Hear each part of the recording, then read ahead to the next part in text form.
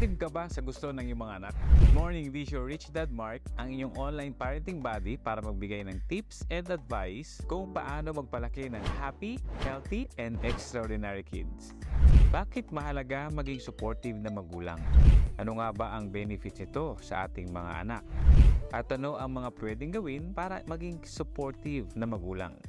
Bilang isang magulang, kapag may gustong subukan na bagay ang anak ko, lagi kong binibigay yung aking full support.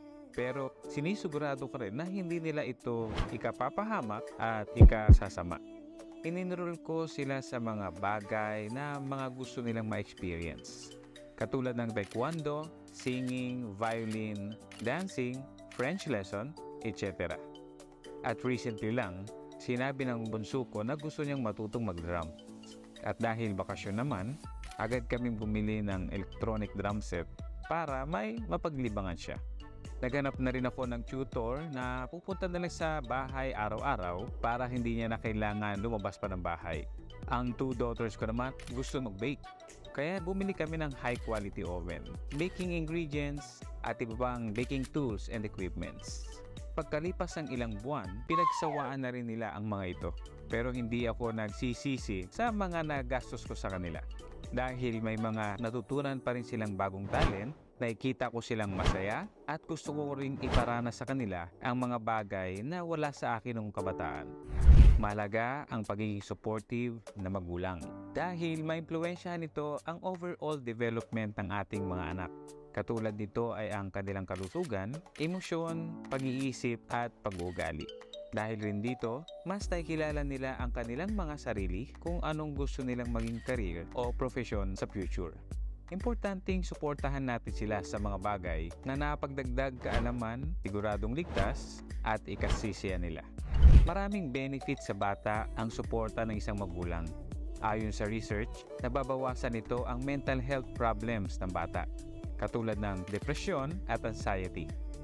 Nakatulong rin ito ang pagtibayin ang relasyon natin sa ating mga anak dahil mas nagiging open sila sa pakikipag-usap natin. At mas lalo nito pinapataas ang confidence at ang kanilang self-esteem. Ayon din sa research, ang mga batang nakakatanggap ng buong suporta ay lesser chance ang magrebelde. Maraming pwedeng gawin para maging supportive na magulang. Katulad na lang ng pag-alam ng kanilang mga interes para malaman mo kung paano sila masuportahan. I-enroll sila sa mga bagay na gusto nilang ma-experience at matutunan. Encourage sila na walang masamang sumubok.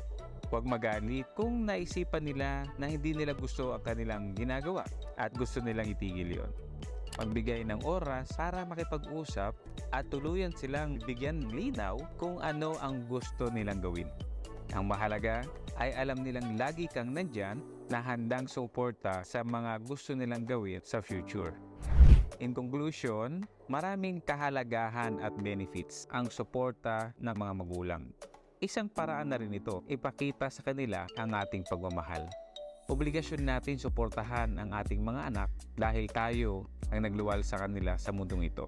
At tayo yung may pinakamalaking impluwensya sa buhay nila. Kailangan natin maging present, dedicated, patient, at aware sa buhay ng ating mga anak para mabigyan natin sila ng suporta ng kailangan nila. Ikaw, bilang magulang, paano mo balak suportahan ang hilig ng iyong mga anak?